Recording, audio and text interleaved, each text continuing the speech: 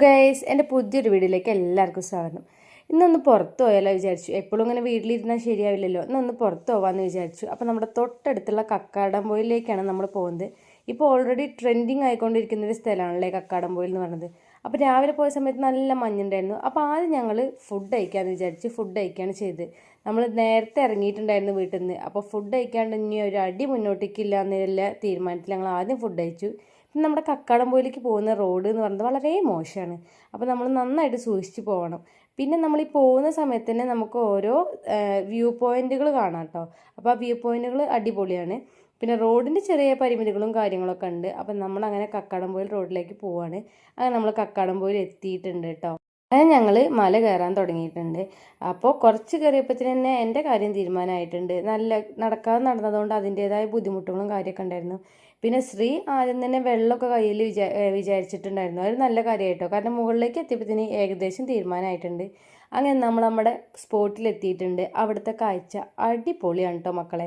നിങ്ങൾ വീട്ടിൽ തന്നെ അങ്ങനെ ഇരിക്കാതെ ഇടയ്ക്ക് അങ്ങോട്ടൊക്കെ ഒന്ന് പോയി നോക്കുന്നുണ്ട്. നമുക്ക് മഞ്ഞുണ്ടെങ്കിലും മഞ്ഞുള്ളെങ്കിലും അവിടുത്തെ വ്യൂ എന്ന് പറയുന്നത് അടിപൊളിയാണ്. നമുക്ക് ഫ്രണ്ട്സായിട്ടോ അല്ലെങ്കിൽ ഫാമിലി ആയിട്ടോ കസിൻസായിട്ടോ ഒക്കെ പോയിരിക്കാൻ പറ്റിയ അടിപൊളി സ്പേസാണ്. ഇനി വെയിലായാൽ പോലും അവിടെ നല്ല കുളിർമയേകുന്ന തരത്തിലുള്ള കാറ്റുണ്ട്.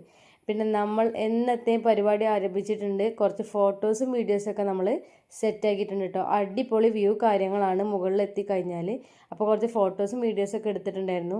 മുകളിലേക്ക് കയറുമ്പോഴുള്ള ആ ചെറിയൊരു കയറ്റത്തിൻ്റെ ബുദ്ധിമുട്ടുള്ളൂ. പിന്നെ നമുക്ക് അടിപൊളിയാണ്. പിന്നെ നമുക്ക് ഓടിച്ചാടി നടക്കാം.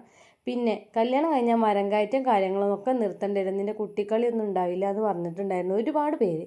പക്ഷേ എൻ്റെ ജീവിതത്തിൽ എന്തോ എനിക്കത് മാറ്റേണ്ടി വന്നിട്ടില്ല. കട്ട സപ്പോർട്ടായിട്ട് എൻ്റെ ഹസ്ബൻഡ് കൂടെ ഉള്ളതുകൊണ്ട്.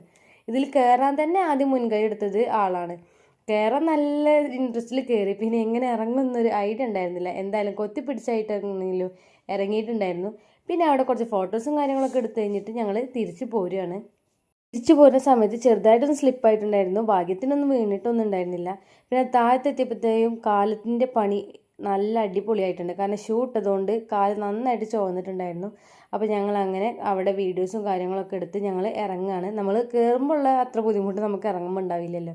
അങ്ങനെ ഞങ്ങൾ തിരിച്ചു പോരുകയാണ്. അപ്പോൾ തിരിച്ചു പോരുന്ന സമയത്ത് ഒരു ഹിഡൻ സ്പോട്ട് ഉണ്ട്. നമ്മൾ ശ്രദ്ധിച്ച് നോക്കിക്കഴിഞ്ഞാൽ മാത്രമേ നമുക്കത് കാണാൻ പറ്റുള്ളൂ. അപ്പോൾ അങ്ങനെ ഒരു ഹിഡൻ സ്പോട്ടാണിത്. അപ്പോൾ ഞങ്ങൾ അങ്ങോട്ടേക്കും കൂടെ ഒന്ന് പോയിട്ടുണ്ടായിരുന്നു. ഇവിടെ നമുക്ക് വേണമെങ്കിൽ വെള്ളത്തിലേക്ക് ഇറങ്ങാം. പക്ഷെ ഇപ്പോഴത്തെ കാലാവസ്ഥ നമുക്ക് അനുകൂലമല്ലാത്തതിനാൽ ഞങ്ങൾ റിസ്ക് എടുക്കാൻ നിന്നില്ല. അത് കഴിഞ്ഞ് ഞങ്ങൾ ഫുഡൊക്കെ കഴിച്ചു. അപ്പോൾ ഇന്നത്തെ വീഡിയോ അവസാനിക്കുന്നു. വീഡിയോസ് ഇഷ്ടപ്പെട്ടിട്ടുണ്ടെങ്കിൽ ലൈക്ക്, ഷെയർ, സബ്സ്ക്രൈബ് ചെയ്യാൻ മറക്കല്ലേ.